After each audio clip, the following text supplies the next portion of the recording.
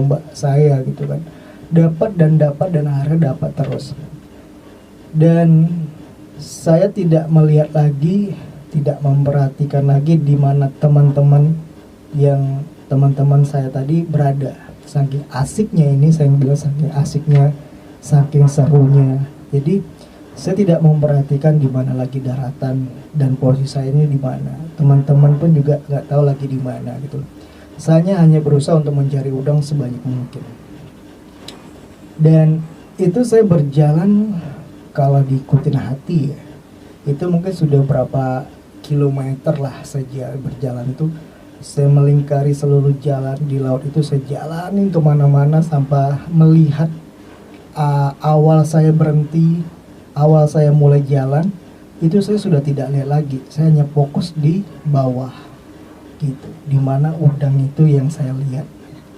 Berjalanlah terus dan tanpa terasa teman-teman itu sudah tidak kelihatan lagi. Walaupun masih senja, saya itu masih maghrib. Jadi makin maghrib saya lihat udang itu semakin banyak. Seperti orang jadi rakus gitu loh, jadi serakah. Seolah-olah pingin diambil semuanya gitu loh. Padahal udang yang saya dapatkan ini sudah lumayan cukup banyak gitu loh. Kalau kita ada persiapan seperti kaleng atau minyak goreng ukuran 1 liter atau lebih barangkali itu sudah hampir penuh. Tapi karena ada rasa tidak puas, rasa pingin miliki semuanya, akhirnya nggak hiraukan itu semua gitu loh. Penting hari ini gue pingin bawa balik semua udang yang saya dapat di hari ini. Berjalan waktu tanpa terasa, udang juga semakin banyak, hasil juga semakin memenuhi gitu kan, semakin banyak. Saya berjalan tuh tidak tahu sudah arahnya kemana gitu loh. Dan hari pun semakin gelap, sahabat Janda semuanya. Hari semakin gelap dan kegiatan menombak udang itu saya lihat teman-teman dengan lampu senter mereka juga masih kelihatan lampu senternya, tapi saya tidak tahu mereka tuh di mana. Cuma hanya nampak cahaya lampu senter mereka, dan mereka juga merasa bahwa saya juga berada di daerah situ, jadi mereka tidak begitu risau gitu. Paling tidak nanti saya tahulah balik pulangnya kemana gitu kan. Jadi tombaklah terus, carilah terus dan cari terus, dan hasilnya juga masih makin hari makin lumayan, makin banyak hasilnya itu. Dan saat itu saya masih terasa, saya dengar dari kejauhan itu suara azan Isya barangkali, karena maghrib sudah kedengaran sholat maghribnya, azan maghribnya, dan itu sampai berjarak sampai ke sholat Isya. Dan saat itu kami dan teman-teman masih berada di laut itu, karena air masih cukup dangkal lah untuk kita mencari udang itu. Jadi masih terjangkau untuk kita mencari. Jadi saat itu air masih sebetis gitu loh. Kami pun terus mencari. Saya pun terus berjalan kemana arah, pokok di mana udang saya kejar. Di situ saya lihat udang, di situ saya kejar. Situ saya lihat, saya kejar. Jadi semakin jauh dan semakin jauh, dan meninggalkan daratan, bahkan meninggalkan teman-teman. Jadi ini menjadi pengalaman buat saya sendiri lah, sebagai orang awam di laut ya barangkali ya. Waktu sudah berjalan, hari juga semakin gelap, itu saya juga tanpa terasa nggak tahu, karena orang awam ini tidak paham barangkali ya. Saya pribadi sih tidak paham gimana sih. Biasanya kalau orang-orang laut gitu loh, orang-orang yang sudah berpengalaman di laut, di saat mereka mencari nafkah di saat air surut, mereka itu paham suara atau juga deruan ombak air yang bakal naik pasang. Kalau pribadi saya sendiri itu tidak paham, tidak tahu bunyi seperti itu, saya tidak paham. Yang penting ngerasa air masih dangkal aja, saya rasa itu masih bisa untuk saya cari udang gitu loh. Berjalanlah waktu, dan teman-teman mungkin sebagian di sana sudah pingin gerak balik ke darat ya, karena mereka sudah tahu bahwa air bakal naik pasang. Itu sudah hampir jam 8:30 malam gitu loh. Jadi mereka satu persatu, setahu Jara mungkin ya, mereka tuh jalan ke darat. Sementara saya pribadi makin jalan ke laut gitu loh, makin ke tengah, karena saya nggak tahu di mana lagi daratan. Karena saya coba asik nombak udang itu aja gitu, nggak mikir lagi pingin pulang. Nggak tahu sih, bukan nggak sadar, mungkin seperti nggak sadar lah, seperti tidak sadar bahwa saya tuh saat ini sudah terlalu jauh gitu. Mungkin karena dengan rasa nafsu itu, serakahnya itu, jadi saya tuh tidak menghiraukan bahwa saya harus mengakhiri. Jadi teman-teman bergerak ke darat, saya justru malah bergerak ke laut. Sampailah saat itu, air kok dalam hati ya, dalam hati dengan suasana malam itu cukup sejuk, barangkali angin cukup kuat, durun angin kuat, suara ombak juga semakin kuat gitu loh. Saya nampak ada satu buah senter yang melawan arah ke saya gitu loh. Jadi mereka tuh ternyata terakhir, orang terakhir teman saya tuh balik ke darat. Dan saat sampainya di darat, mungkin mereka masih merasa kehilangan satu orang gitu loh. Ya saya yang belum nyampe ke darat. Dan salah satu teman itu berteriak memanggil nama saya, Chandra, Chan gitu. Istilahnya seperti itu lah, Chan ya. Saya pun dengar suara mereka tuh. Dan saya juga manggil nama beliau gitu kan. Aku di sini gini, balik aja, kita mau balik gitu. Istilahnya mereka bilang, udah kita balik sini, dia bilang gitu kan. Dengan dia bilang balik itu, saya baru sadar, loh mereka kok gak nampak lagi gitu loh. Kok lampunya itu di sana, tapi lampunya saya nampak mereka tuh di darat, selain seperti itulah. Lampunya mereka nampak di sana, tapi saya mau menuju ke mereka itu sudah tidak tahu lagi arah mau ke sana. Bayangkan kan sahabat Chandra semuanya, gimana posisi saya itu. Saya berada di sini, tapi saya tidak tahu menuju arah pulang daratan tempat mereka ngumpul. Saya sudah tidak tahu lagi, sudah panik barangkali itu. Dan saat itu saya hanya bisa terdiam, tanpa harus terdiam dulu sejenak. Saya berpikir-pikir di mana nih arah mau pulang gitu loh. Arahnya kemana? Apa saya mau pulang ke sana apa ke sini? Ini mulai ada rasa panik, mulai ada rasa ketakutan di situ. Jadi saya coba melangkah ke sini, tapi saya rasa kok melangkah ke arah sini air kok semakin tinggi gitu loh. Saya patah balik lagi, saya melangkah ke arah sebelah sini, dan begitu juga air semakin tinggi. Panik dong pastinya, dan semakin tidak karuan nih. Dan tanpa terasa air makin naik sebatas pinggang. Dan itu menurut cara menjadi pengalaman yang sangat luar biasa. Pengalaman yang atau cerita yang super heboh lah, menurut cara sih super ya. Kalau kan diikon hati barangkali ya, mungkin saat itu. Jadi sahabat Jara semuanya, dan pada saat itu air sudah beranjak naik. Saya juga gak tahu harus arah kemana, saya bakal pulang gitulah, bakal nyampe harus di sebelah mana. Hanya bisa kaki yang saya raba-raba. Kaki itu saya raba-raba. Kok perasaan saya raba ini kayak seperti curang gitu loh. Berdiri, tengahnya curang. Gimana sih rasanya? Kok dalam gitu loh. Tengah sini saya dalam. Itu paniknya luar biasa, ketakutannya sangat luar biasa. Dan saya sudah tidak mikirkan lagi ini udang bakal gimana gitu loh. Karena air sudah di atas pinggang, pelan-pelan di atas pinggang. Dan saat itu air semakin tinggi.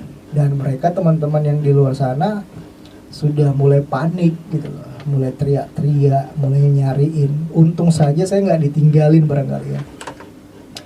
Jadi mereka tuh berteriak-teriak memanggil saya, dan saya juga berusaha memanggil mereka. Dan saat itu yang apesnya lagi, lampu yang saya pakai karena sistem lampu cas pakai akinya di pinggang, ya kan, ditaruh di pinggang, diikat di pinggang.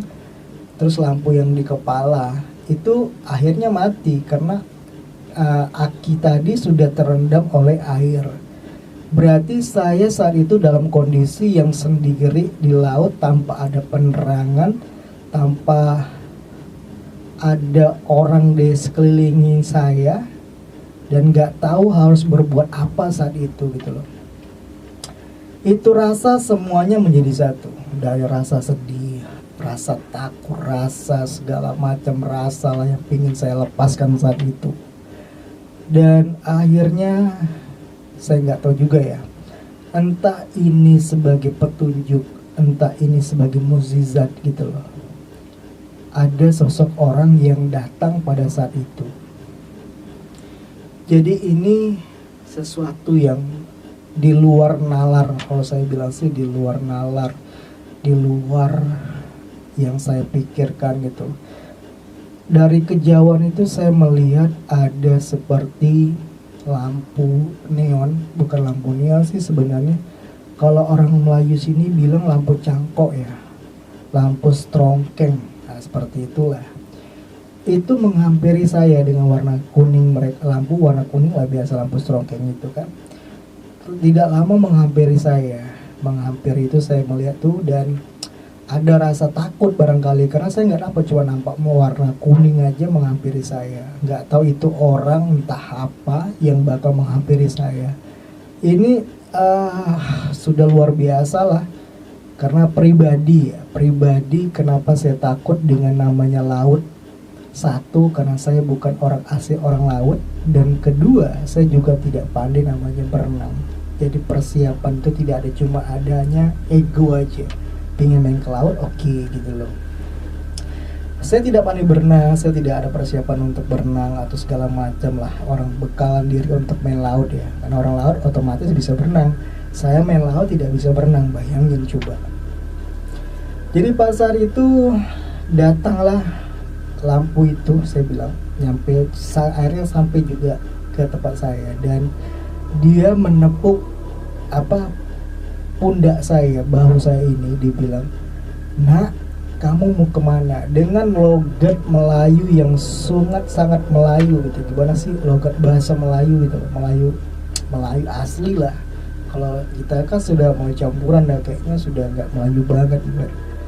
Jadi ini Melayu asli gitu loh. Dan saya yang menurut saya heran gitu loh, yang menurut saya tidak masuk akal orang ini gitu loh. Bapak ini memang sudah agak cukup tua lah orangnya.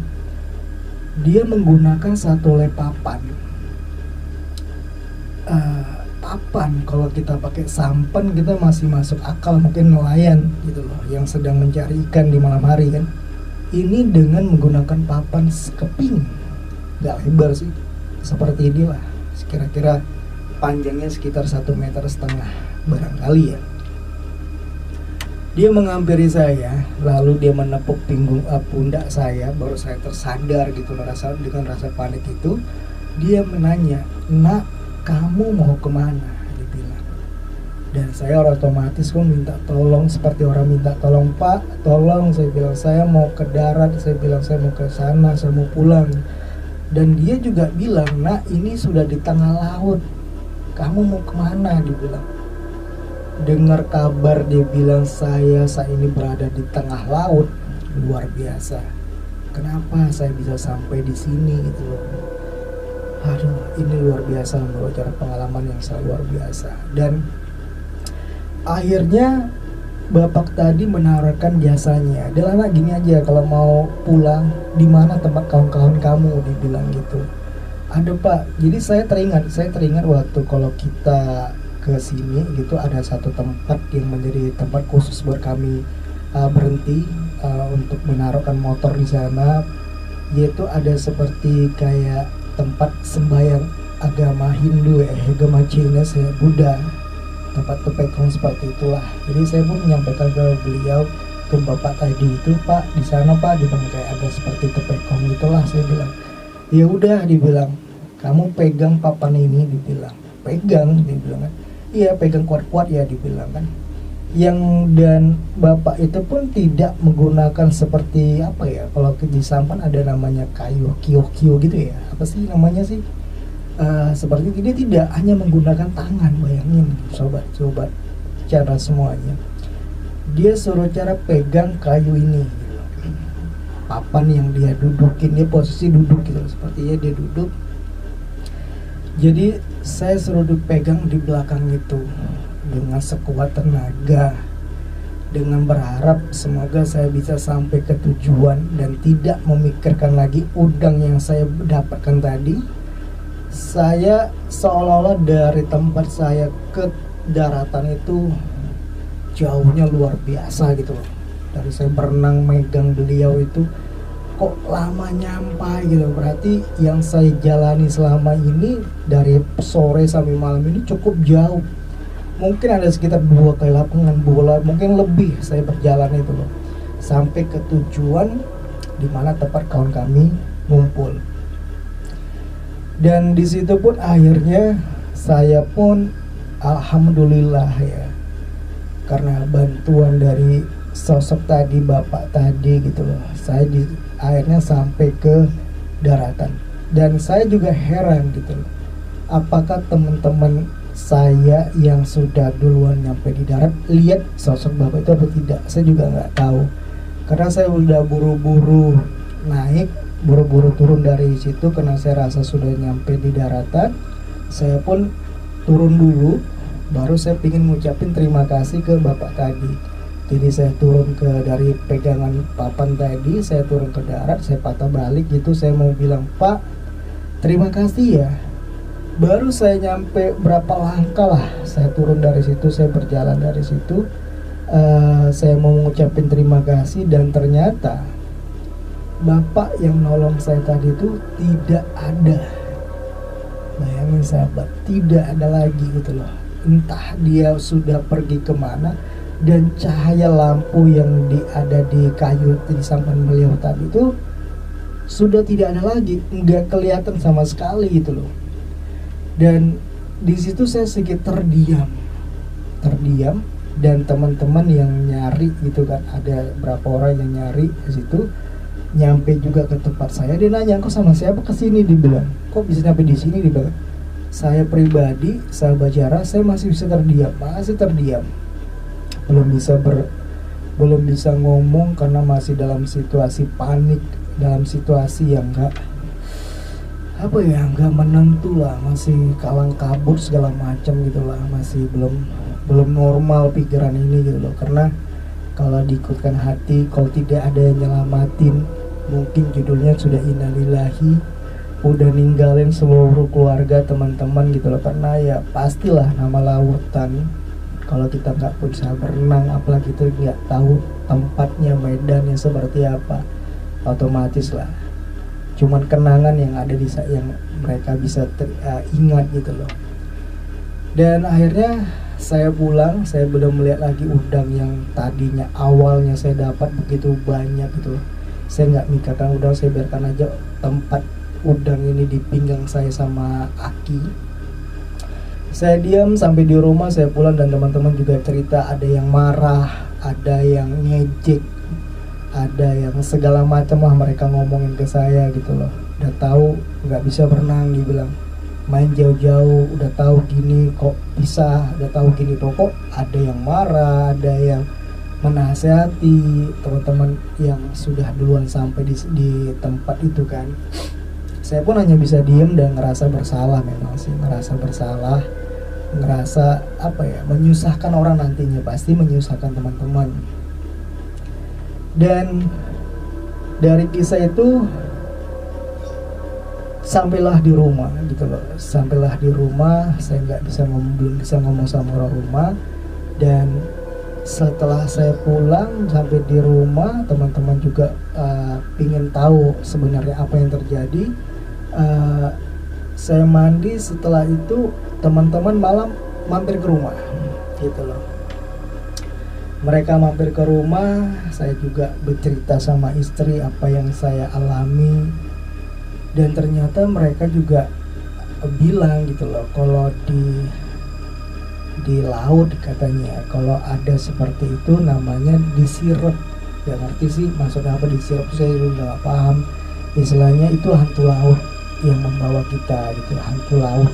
Berarti kamu ibaratnya seperti ini sih, kata teman-teman sih, sudah dikasih tapi tidak pernah puas, atau ada sesuatu yang kamu ngomongin gitu loh. Jadi itulah padahnya atau kualatnya gitu loh.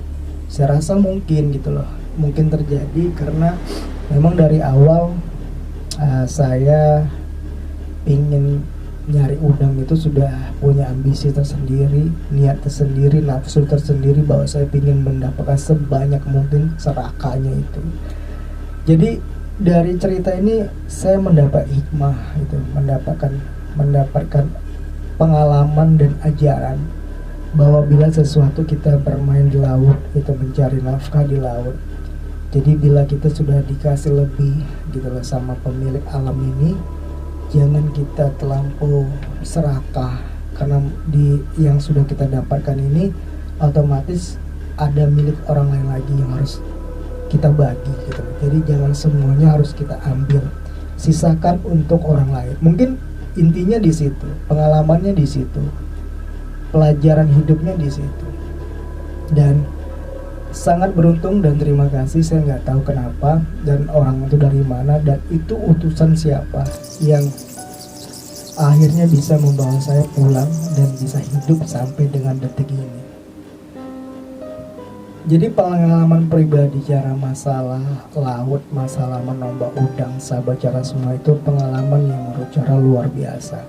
Mungkin nanti kapan-kapan ada waktu ya, saya akan bagikan tempatnya itu lautnya seperti apa. Kita akan ke sana, kita akan mengupas, kita akan flashback kembali. Inilah laut pantai, laut daerah Busung itu loh. Nanti kita bakal bagikan ceritanya, bagikan gambarnya, bagikan videonya.